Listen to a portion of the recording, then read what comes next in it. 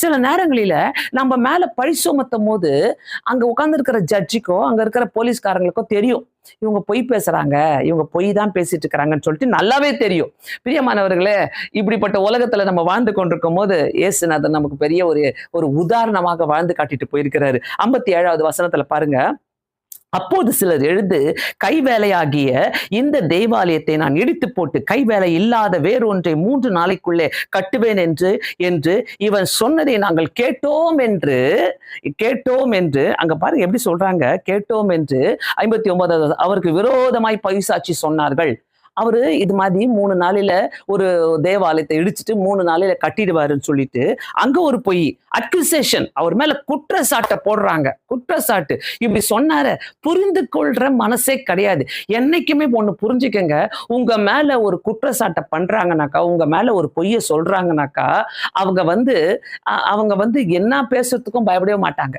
ஏன்னாக்கா நம்மளை எப்படியாச்சும் புடிச்சு கொடுத்துடணும், நம்மளை எப்படியாச்சும் நம்மளை மாட்ட வச்சிடணும் அப்படிதான் நினைச்சு அந்த எய்ம்ல தான், அந்த மைண்ட் செட்ல தான் அவங்க பிடிச்சு தருவாங்களே ஒழிய சும்மானா பேச மாட்டாங்க. இவங்களுக்கு இயேசு சொன்னது புரியல. இயேசு கிறிஸ்து என்ன பண்றாரு, அந்த தேவாலயத்தை பத்தி பேசும்போது யோவான் 2வது அதிகாரம் 19ல இருந்து 21 வரைக்கும் சொல்றாரு. அங்க ரொம்ப தெளிவா இருக்குது. 2வது அதிகாரத்துல யோவான்ல 19ல இருந்து 21ல பாத்தீங்கன்னாக்கா, யூதர்கள் என்ன சொல்றாங்க, அந்த ஆலயத்தை கட்ட 40 வருஷம் ஆயிட்டு 3 நாள்ல எப்படி எழுப்புவார் இவரு அப்படின்ட்டு அங்க பேசும்போது, அங்க 21வது வசனத்துல ஆண்டவர் சொல்றாரு அவர் தம்முடைய சரீரமாகிய ஆலயத்தை குறித்து பேசினார். இதை நான் இங்க தெளிவு பண்ணலன்னா உங்களுக்கு புரியாது. அதனால அவர் தமது சரீரமாகிய ஆலயத்தை குறித்து பேசினார். சோ அங்கேயும் அவங்க தோத்துட்டாங்க.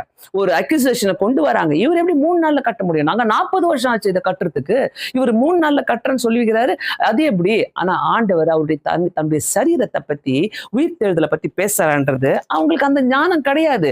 கண்டிப்பா போய் பேசுறவங்க, குற்றம் சாட்டுறவங்க, நம்ம மேல குறை சுமத்துறவங்களுக்கெல்லாம் ஞானம் இருக்காதுங்க.